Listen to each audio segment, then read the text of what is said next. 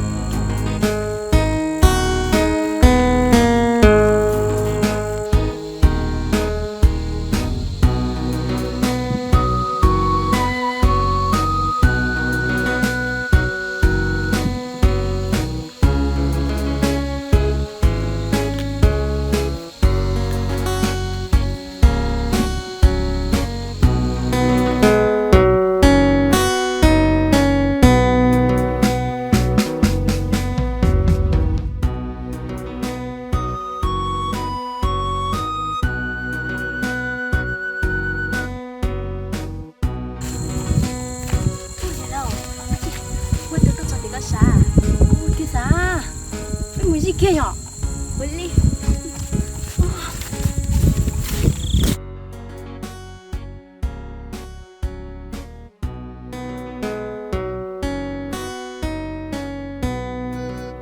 nhớ rồi từ nửa có giờ tâm muốn đất chiều. Nhớ rồi cuối tuần tao cũng chín giờ đấy chưa? Chị cho cô giờ. Ôi đi kia mà. Nè lấy chị cho cô. Giấy chân đâu. Cô đi ngủ.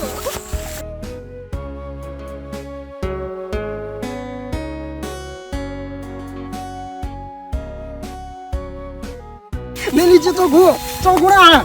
Cô cho cẩn thận lên mũi à? Lúc rồi đó.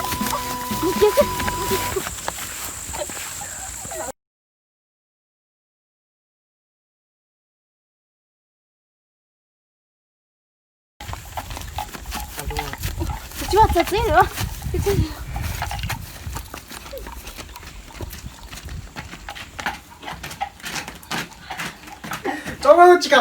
cho cô chỉ cả mua. sao hả hay à?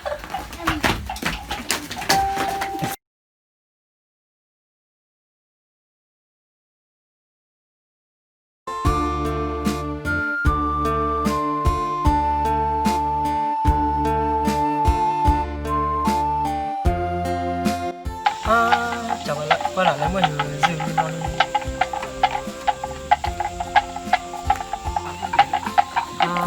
Chẳng nên chế tụi mình chia sinh lẩu ba không mà dừng lên non mình xiên luôn.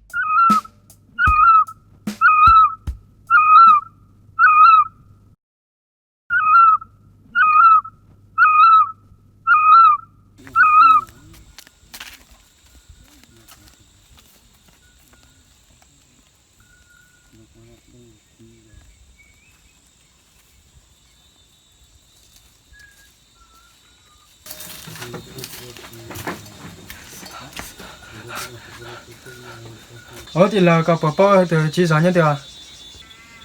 Mua đã chưa tu. Cú sai chỉ rõ.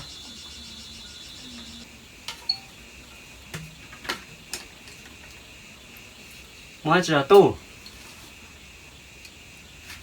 nó rõ tu mua chưa rõ nó mà thả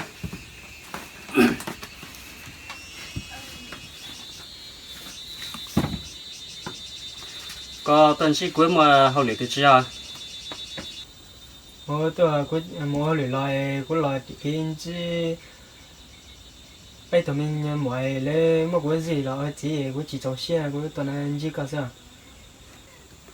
tu ở lệ có bộ bao à cho nên ở mỗi cái gì đó bên huy chả mà Tuần tới nữa nó bây giờ Messi nữa. nó giờ lên đây chơi chả nó trong cái lý tiêu chọn tôi hết chơi có sao lấy chọn đầu cuối sau để nó ta kỳ của mà đi cho tôi xin một hôm nữa tôi mua chỉ biết mà thả này Phải liền. tốt gì giờ lên đấy có họ một chỗ lấy tôi xét nằm họ tôi hay lên đấy để có một chỗ lấy tôi với mà sao là sẽ trong đi chả Mua lên tới chú rõ. Cú mà lên mua. Cú mua lời. cho lo nữa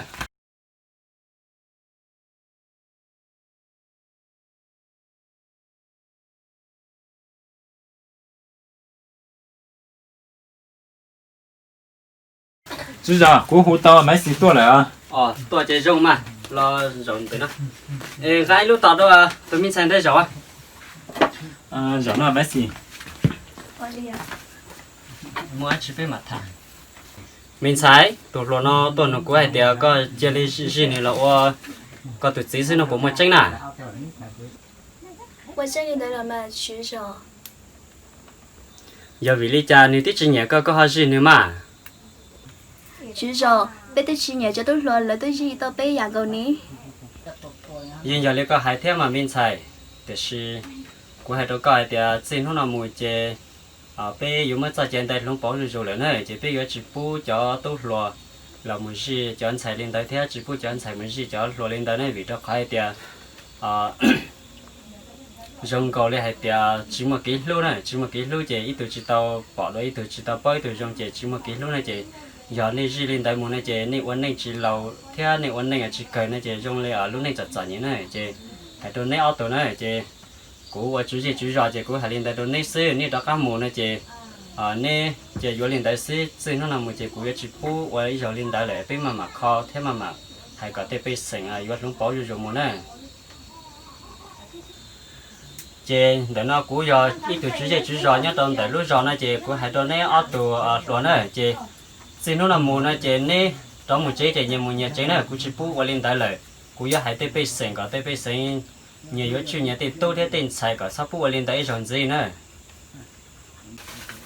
mình xài nữa chơi có chỉ sáu tuổi xe đồ cú chú rõ thế chơi vì sao chơi một chiếc tàu này chơi có sáu sáu lấy chạy thế sáu tuổi xe đồ cú thế này cú hay lên tới xứ này nhiều mùa nhiều chơi tàu này 我连带举手，连带谁过门呢？ mà liệu một con tua này